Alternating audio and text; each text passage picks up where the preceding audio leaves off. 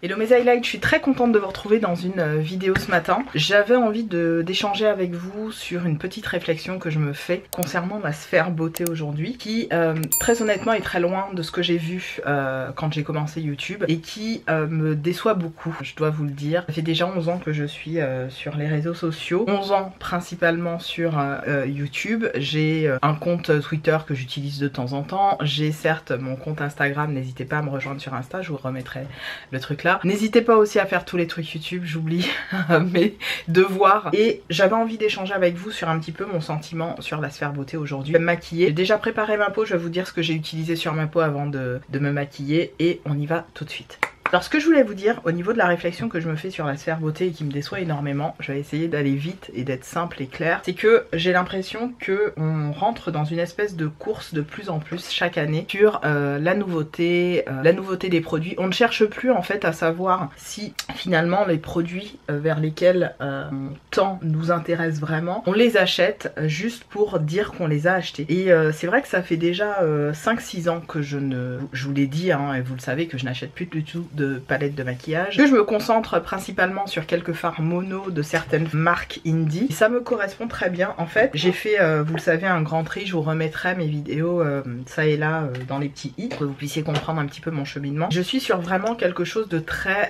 Je travaille en tout cas au minimalisme, on va le dire comme ça. Et ce n'est pas forcément évident puisque je reste dans le monde occidental que nous connaissons, avec beaucoup de choses à voir, à tester, à découvrir aussi. Parce que mine de rien, quand on ne le fait pas, on a un sentiment finalement de retrait par rapport aux autres. On peut avoir aussi un sentiment d'insécurité qui se met en place. Et j'ai réfléchi à tout ça et je me dis j'aimerais leur partager un petit peu mon sentiment versus ce qui se passe sur YouTube aujourd'hui. Et sur YouTube aujourd'hui, de ce que je vois, de mes petits 43 ans, c'est des nanas qui font la course aux dernières choses, aux dernières nouveautés, aux derniers tests. C'est quelque chose qui se voyait déjà hein, dans les années 2000, je vous dis depuis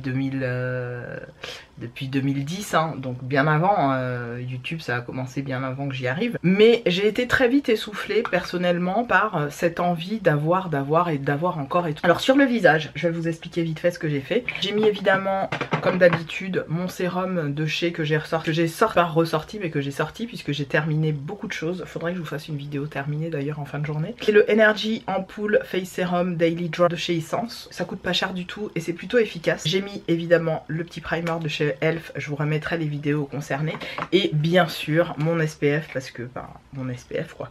Et puis aussi le Hydro Aero Understick. Celui-là il est vraiment bien lorsque vous avez une peau sèche. Il est plutôt efficace et agréable. Alors je vais comme d'hab appliquer mon LF et mon mélange à fond de teint. Alors le truc LF c'est le fameux Halo Glow que j'aime tant et que vous m'avez vu utiliser à maintes et maintes reprises. Donc je vais continuer sur mon explication. En fait je suis déçue parce que j'aurais cru qu'à un moment donné sur YouTube il y ait une forme de justement de conscience un petit peu collective dans le sens où et là on commence à le voir un petit peu, notamment avec la youtubeuse dont je vous ai parlé dans ma dernière vidéo. J'essaierai de vous remettre la vidéo, l'image de la vidéo à l'écran et le lien si j'y pense, où effectivement ce type de youtubeuse là vous donne vraiment des clés utiles pour arrêter cette surconsommation qui devient mais tellement inutile. C'est à dire qu'aujourd'hui même dans les derniers achats about that, donc je continue sur ma lancée, je vous disais que les youtubeuses comme Anna Thompson, elles commencent vraiment à me faire réfléchir, et elles m'ont toujours fait réfléchir à ça, et je disais par rapport à ça, je ne sais plus bien, que effectivement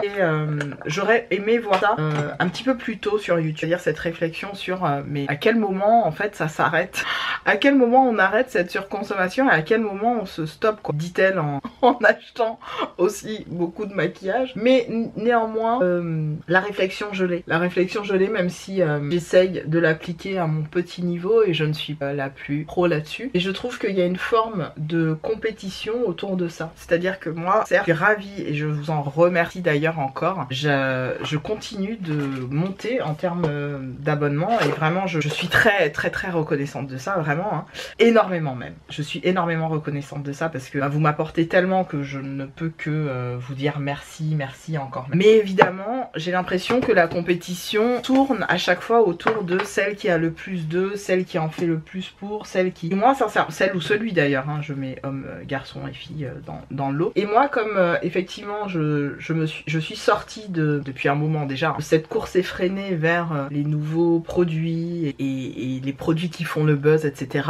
J'ai l'impression de regarder ça avec beaucoup de sens et de mieux finalement comprendre mon environnement et la plateforme sur laquelle j'ai commencé. C'est-à-dire que je vois cette plateforme aujourd'hui, YouTube, comme un élément pour moi, hein, dans la façon dont j'interprète moi, la façon dont je consomme, un élément d'échange, juste d'échange, pas forcément dans le partage, mais juste dans l'échange de personnes qui ont peut-être aussi besoin, compte tenu de la crise financière qui est mondiale quand même, de revaloriser leur vrai intérêt. Et l'intérêt aujourd'hui pour moi, il est de vivre bien, d'être en accord avec soi-même, mais aussi de renoncer à des choses qui sont futiles, de savoir renoncer à une forme de futilité, de continuer de se faire plaisir quand il le faut, de façon ponctuelle et mesurée, de ne pas oublier que finalement, au niveau de la consommation youtubesque qu'on peut faire de plein de choses, que ce soit au niveau des choses matérielles qu'on peut avoir et entre autres du maquillage, ces choses s'épuisent, ces choses vieillissent et entre autres pour le maquillage, à la fin de la journée, n'oublions pas que tout ce qu'on aura acheté et mis sur notre face, on le jette.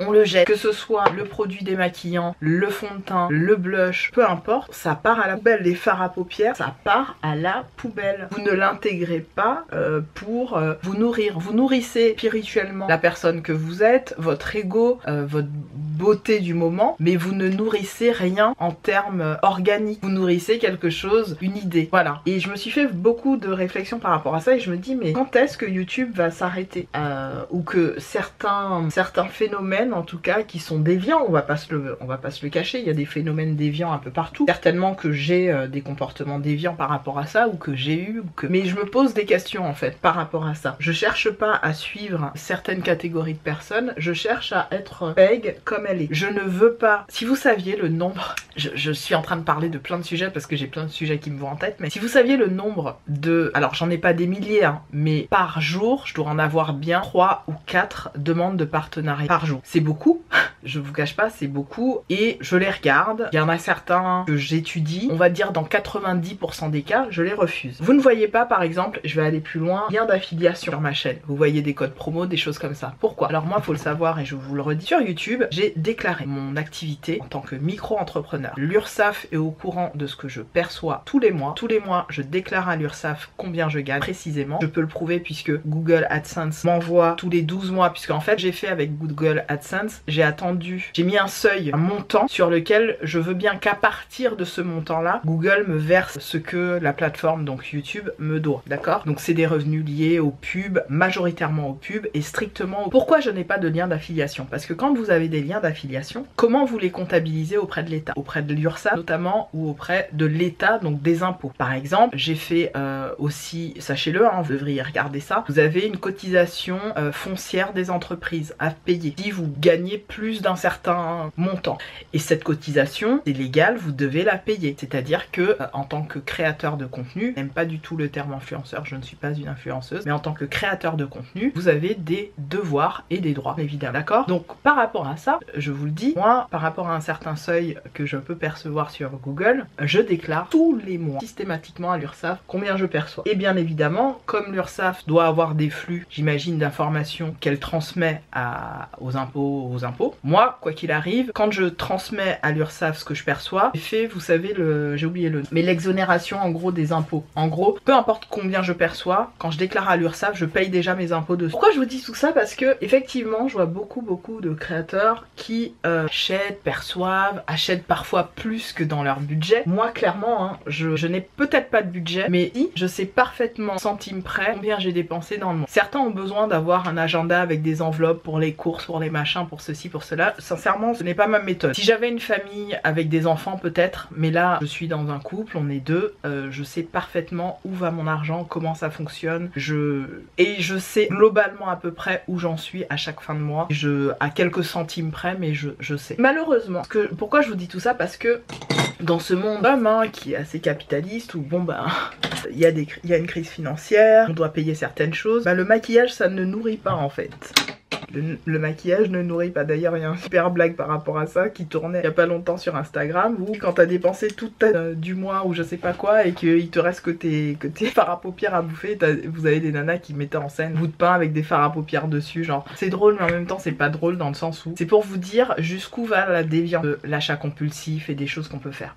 Donc je vous parle de plein de sujets divers et variés, mais pour que vous compreniez que moi, juste moi, hein, puisque je vais parler qu'en mon nom, en tant que créatrice de contenu, j'aime pas l'autre terme, vous le savez, j'estime que je dois faire les choses de façon propre et légale. Mais je dois aussi transmettre à ma communauté certaines valeurs. Et ça, c'est vrai que ça m'a pris du temps à mettre en place, ça m'a pris du temps à le comprendre déjà auprès de moi-même. Et la valeur que aujourd'hui j'aime à transmettre, c'est la valeur du beau et de la qualité de ce que j'achète. Pourquoi du beau et de la qualité? Parce que mine de rien, quand on se maquille, on a envie que ce soit relativement joli pour nous, dans toute la logique que nous on a de la beauté. Mais aussi, je n'ai pas envie d'être affublée de produits ou de me sentir exister parce que j'ai tel ou tel produit, ou de me dire ah ben j'ai une collection de tant de palettes chez moi, donc ça fait de moi qui je suis. Non, j'ai tellement suffisamment devant moi. Alors je vous le dis d'avance, il se trouve que sur Lisa Eldridge, je vous l'ai dit, j'ai fait un craquage. Pourquoi j'ai fait ce craquage sur Lisa Eldridge? Lisa Eldridge, je vous l'ai dit, est une personne, une des rares maquilleuses professionnelles, pour moi,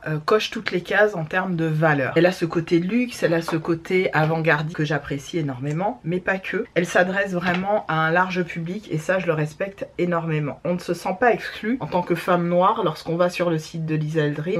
On se sent considéré, ce qui n'est pas forcément le cas de toutes les marques. Ok, ça c'est mon avis personnel et vraiment ça n'engage que moi. Et ce que je veux vous dire par là, c'est que au travers de ça, je m'achète pas tant de luxe que ça. Alors oui, vous m'avez vu montrer quelques achats luxe il y a pas très longtemps. Ces plaisirs-là, très calculés et très contrôlés. Vous ne connaissez pas mes finances, vous ne connaissez pas comment je fonctionne, comment je gère finalement mes économies. Parce que oui, je fais des économies, je fais attention à ce que j'achète. Et aussi, quand qu'on appelle le fameux craquage qu'on peut faire, financier sur tel ou tel produit, c'est très conscientisé et très réfléchi. Aujourd'hui, avec le nombre de fards à paupières que j'utilise parfois jusqu'au bout, ça faudrait que je vous fasse une vidéo sur les pannes, les eyeshadow pan que j'ai déjà vidé, fini. Enfin fini, que j'ai bien pané, en tout cas hit pané comme il dit. Faudrait que je vous fasse une vidéo là-dessus, mais je vais jusqu'au bout de mes fards à paupières. J'ai pas 15 000 trucs. J'évite d'avoir 15 000 trucs. Et il se trouve que, je vous l'ai pas dit, mais quand j'ai acheté sur le site de Lisa Eldridge, j'avais pris qu'un seul fard. Si, ça je vous l'avais dit, qu'un seul fard à paupières. Quelques temps après, je me suis dit, mais merde, paye. Les fards à paupières de Lisa Eldridge, tu vas pas les acheter tous les jours. Et puis, pour le peu de fards à paupières que t'as, et la façon dont tu utilises tes fards à paupières, c'est des fards à paupières vers lesquels tu vas tendre presque tous les jours et que tu vas kiffer. Donc je me suis fait une sélection, j'en ai repris 5, des fards à paupières Godet. Je n'ai pas pris de palette parce que tout simplement, les agencements de couleurs au sein des palettes ne me convenaient pas. Et même si en soi, ça m'a fait forcément plus cher parce que les palettes de fards à paupières coûtent 59 € et que les pannes, eux, sont à, si je dis pas de bêtises, à 14 €. Je me suis dit, même si ça me revient plus cher, puisque oui, en tout, j'en ai pris 6 en vrai.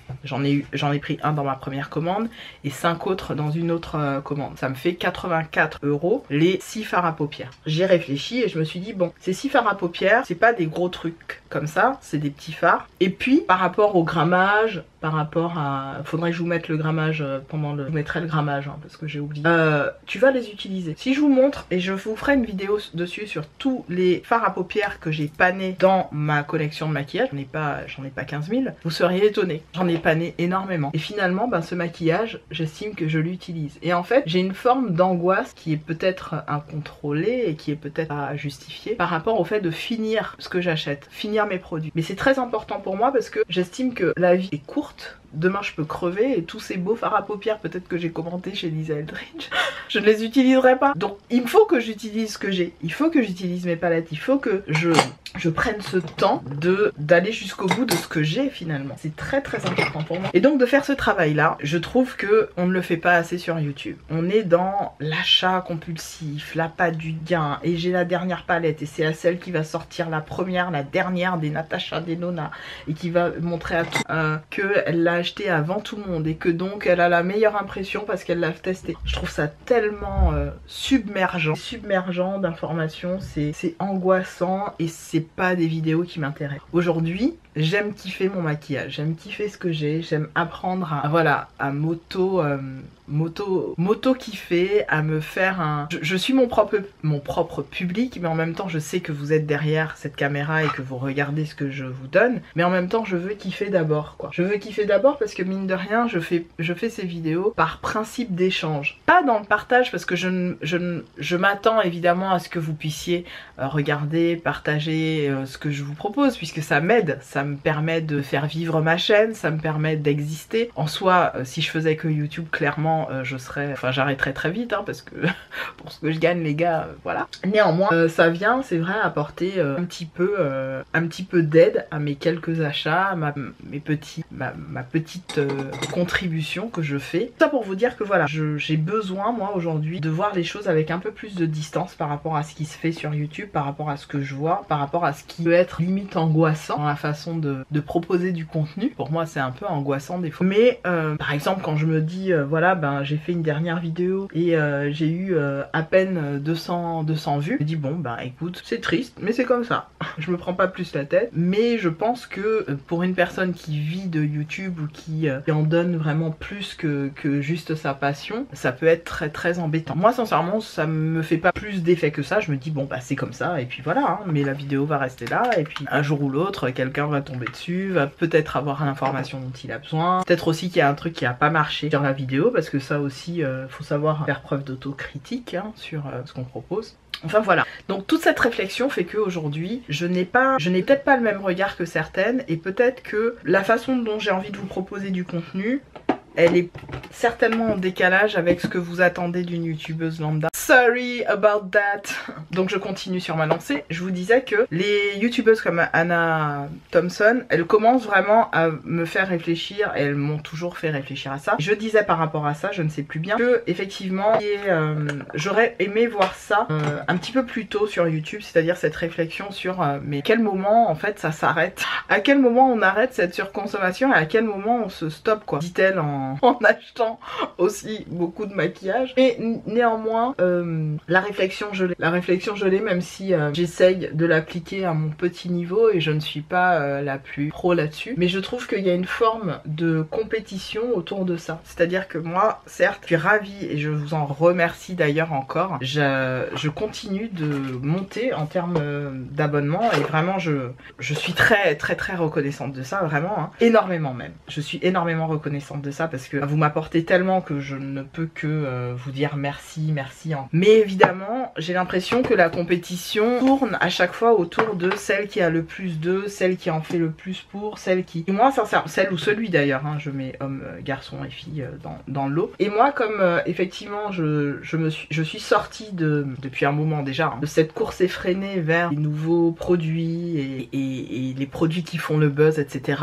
J'ai l'impression de regarder ça avec beaucoup de distance et de mieux finalement comprendre mon environnement et la plateforme sur laquelle j'ai commencé. C'est-à-dire que je vois cette plateforme aujourd'hui, YouTube, comme un élément pour moi, hein, dans la façon dont j'interprète moi, la façon dont je consomme, un élément d'échange, juste d'échange, pas forcément dans le partage, mais juste dans l'échange de personnes qui ont peut-être aussi besoin, compte tenu de la crise financière qui est mondiale quand même, de revaloriser leur vrai intérêt. Et l'intérêt aujourd'hui pour moi, il est de vivre bien, d'être en accord avec soi-même, mais aussi de renoncer à des choses qui sont futiles, de savoir renoncer à une forme de futilité, de continuer de se faire plaisir quand il le faut, de façon ponctuelle et mesurée, de ne pas oublier que finalement, au niveau de la consommation youtubesque qu'on peut faire de plein de choses, que ce soit au niveau des choses matérielles qu'on peut avoir et entre autres du maquillage, ces choses s'épuisent, ces choses vieillissent, et entre autres pour le maquillage, à la fin de la journée, n'oublions pas que tout ce qu'on aura acheté et mis sur notre face, on le jette. On le jette, que ce soit le produit démaquillant, le fond de teint, le blush, peu importe, ça part à la poubelle. Les fards à paupières, ça part à la poubelle. Vous ne l'intégrez pas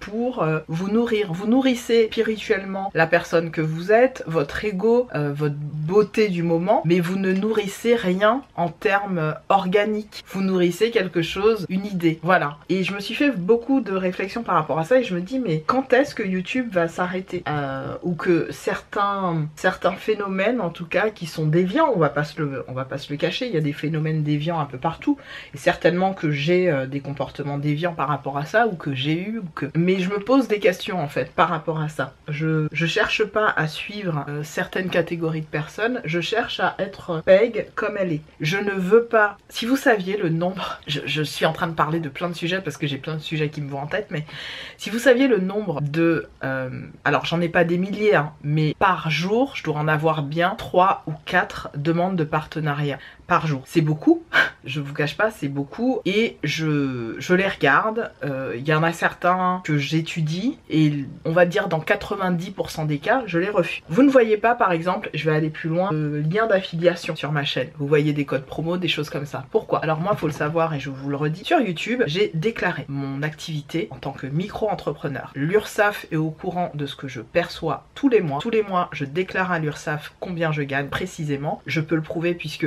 Google AdSense m'envoie tous les 12 mois, puisque en fait ce que j'ai fait avec Google AdSense, j'ai mis un seuil montant sur lequel je veux bien qu'à partir de ce montant là, Google me verse ce que la plateforme, donc YouTube, me doit, d'accord? Donc c'est des revenus liés aux pubs, majoritairement aux pubs et strictement aux pubs. Pourquoi je n'ai pas de lien d'affiliation? Parce que quand vous avez des liens d'affiliation, comment vous les comptabilisez auprès de l'État? Auprès de l'URSSAF notamment, ou auprès de l'État, donc des impôts. Par exemple, j'ai fait aussi, sachez-le, hein, vous devriez regarder ça, vous avez une cotisation foncière des entreprises à payer si vous gagnez plus d'un certain montant.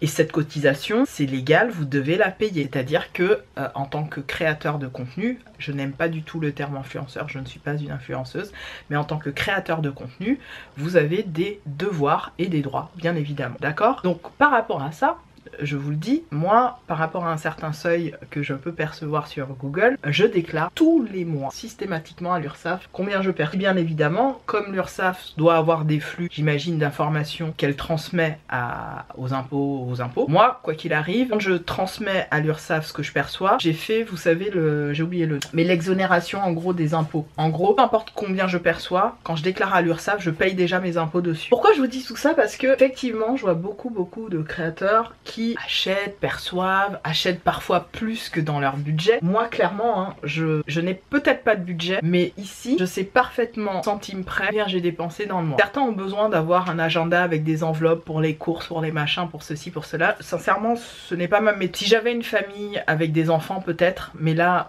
je suis dans un couple, on est deux, je sais parfaitement où va mon argent, comment ça fonctionne, et je sais globalement à peu près où j'en suis à chaque fin de mois, et à quelques centimes près, mais je sais. Et malheureusement, pourquoi je vous dis tout ça? Parce que dans ce monde où nous sommes, hein, qui est assez capitaliste, où bon ben il y a une crise financière, on doit payer certaines choses, le maquillage ça ne nourrit pas en fait.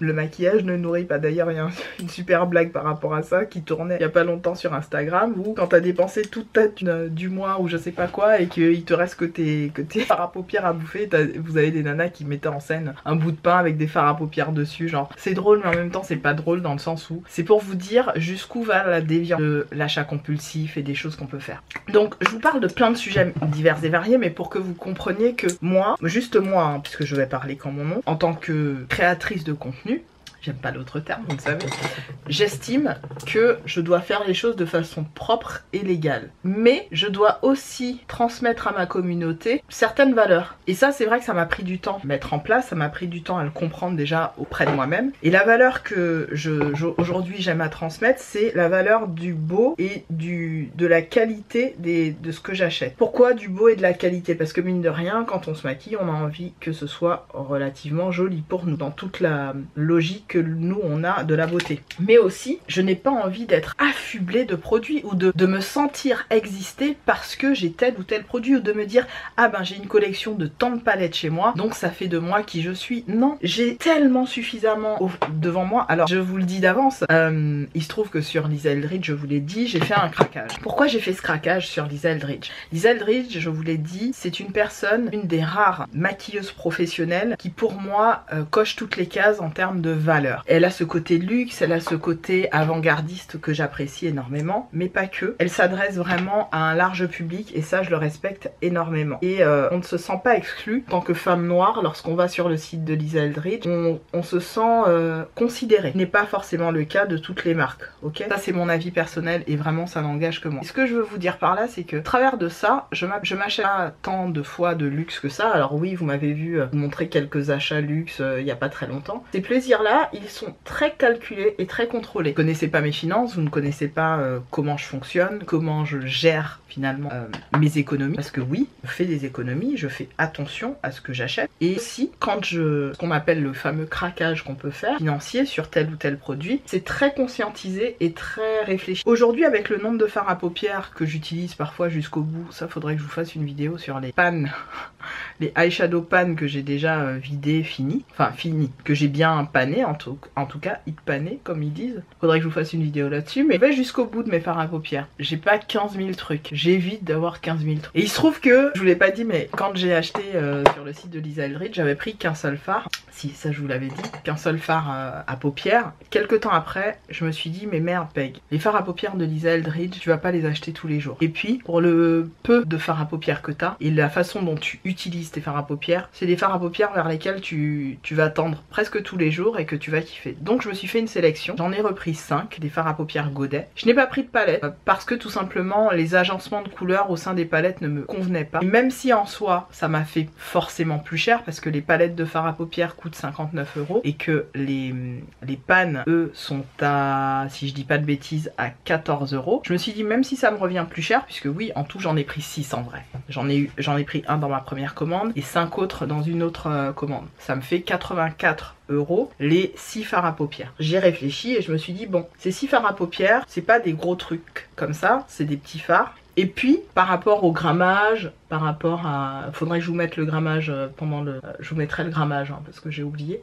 Tu vas les utiliser. Si je vous montre, et je vous ferai une vidéo dessus sur tous les fards à paupières que j'ai panés dans ma collection de maquillage, parce que j'en ai pas 15 000, vous seriez étonnés. J'en ai pané énormément. Finalement, ben, ce maquillage, j'estime que je l'utilise. Et en fait, j'ai une forme d'angoisse qui est peut-être incontrôlée et qui est peut-être pas justifiée par rapport au fait de finir ce que j'achète. Finir mes produits. Mais c'est très important pour moi parce que j'estime que la vie est courte. Demain je peux crever et tous ces beaux fards à paupières peut-être que j'ai commenté chez Lisa Eldridge, je ne les utiliserai pas. Donc il faut que j'utilise ce que j'ai. Il faut que j'utilise mes palettes. Il faut que je prenne ce temps d'aller jusqu'au bout de ce que j'ai finalement. C'est très très important pour moi. Et donc de faire ce travail-là, je trouve que on ne le fait pas assez sur YouTube. On est dans l'achat compulsif, la patte du gain, et j'ai la dernière palette, et c'est celle qui va sortir la première, la dernière des Natasha Denona, et qui va montrer à tout le monde elle l'a acheté avant tout le monde, et que donc elle a la meilleure impression parce qu'elle l'a testé. Je trouve ça tellement submergent. C'est submergent d'informations, c'est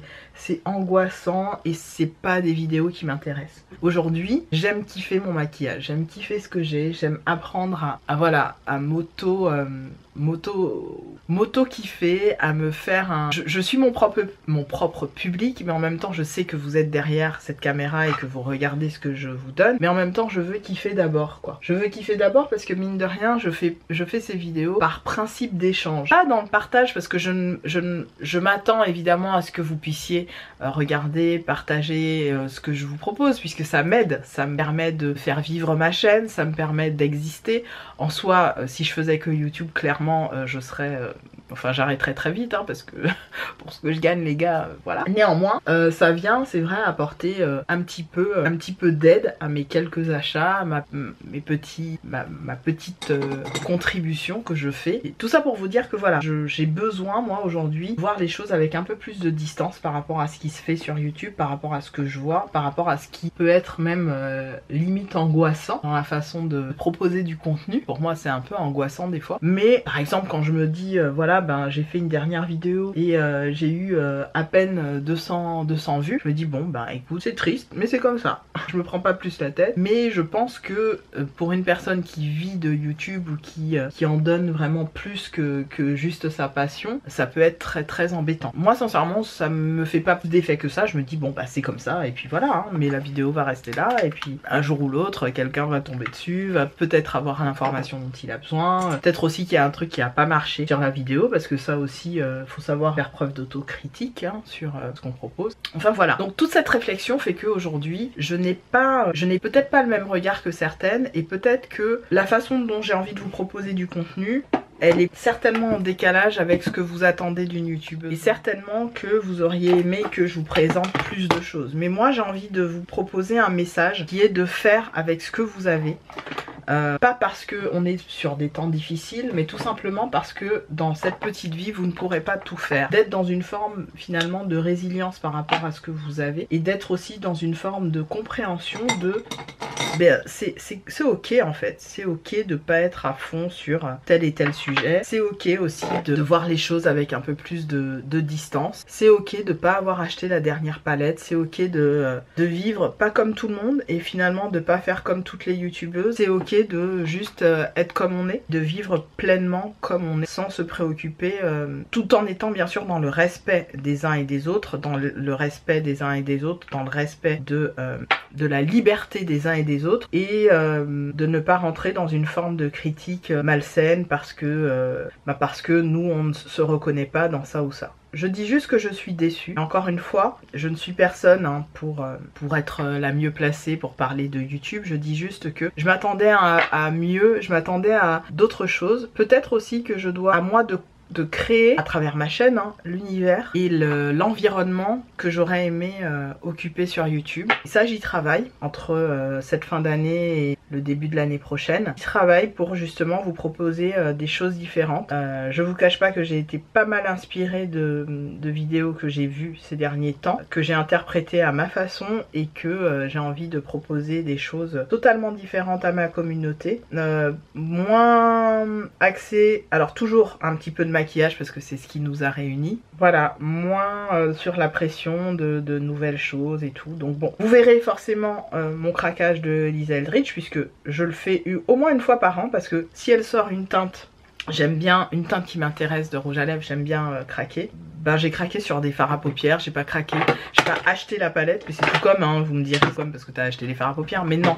C'est pas tout comme parce que pour moi, d'acheter les fards à paupières et surtout de les acheter finalement plus cher que la palette en elle-même, c'est de me dire ne rentre pas dans finalement la logique marketing qui a été établie sur son site, à savoir je veux que vous achetiez, je veux absolument que vous achetiez la palette et les fards avec et c'est 59 €. Moi je suis rentrée dans une logique, ben non. Je vais payer peut-être plus cher, mais je vais faire un truc qui me ressemble et dont je suis sûre d'avoir la possibilité de consommer sainement ce produit. Sans me dire, ben voilà, ça revient moins cher, donc je rentre dans le jeu de... Non, j'achète parce que je sais que je vais utiliser de telle ou telle façon. Vous voyez ce que je veux dire? Je vous retrouve avec cet œil de fée, à tout de suite.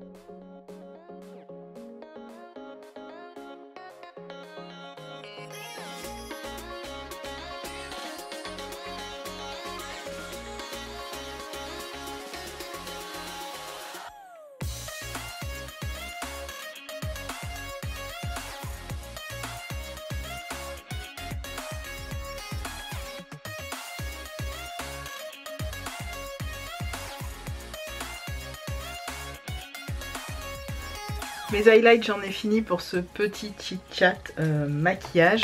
Je vais recommencer à faire peut-être encore 1 ou 2 make-up là dans quelques temps. Je sais plus où j'en étais dans mes explications, mais en gros aujourd'hui je vous ai réalisé un make-up hyper noélique, j'ai envie de vous dire, en dupant toujours les palettes dont je vous ai parlé dans une vidéo précédente. Je vous remets la vidéo quelque part à l'écran ou en barre d'infos si j'ai plus de place au niveau des petits i. Voilà ce que ça donne. Au niveau des lèvres, vous allez me poser la question. Je porte le fraise bonbon de chez Jouet Cosmétiques, qui est un rouge à lèvres que j'aime énormément.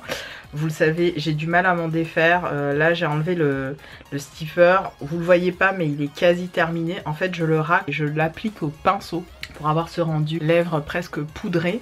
Alors pour moi il est sans transfert total. Moyennement sans transfert.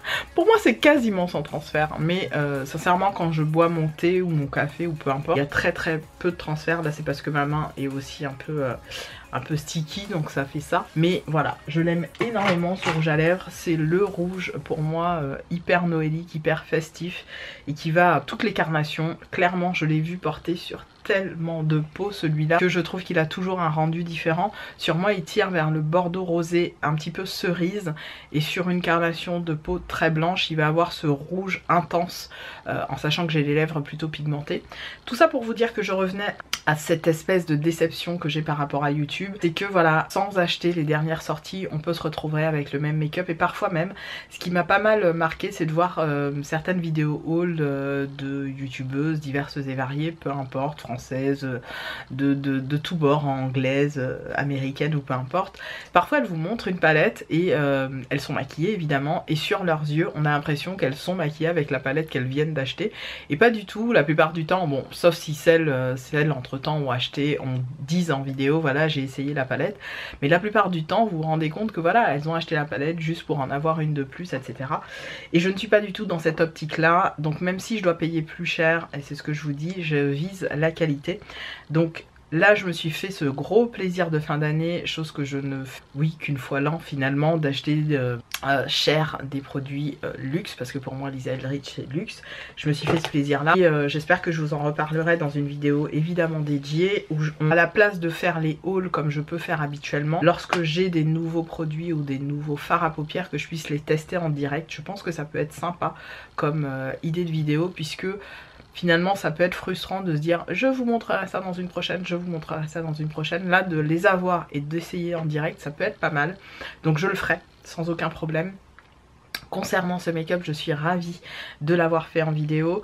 Je suis ravie aussi à travers ce maquillage de vous transmettre ma façon de penser.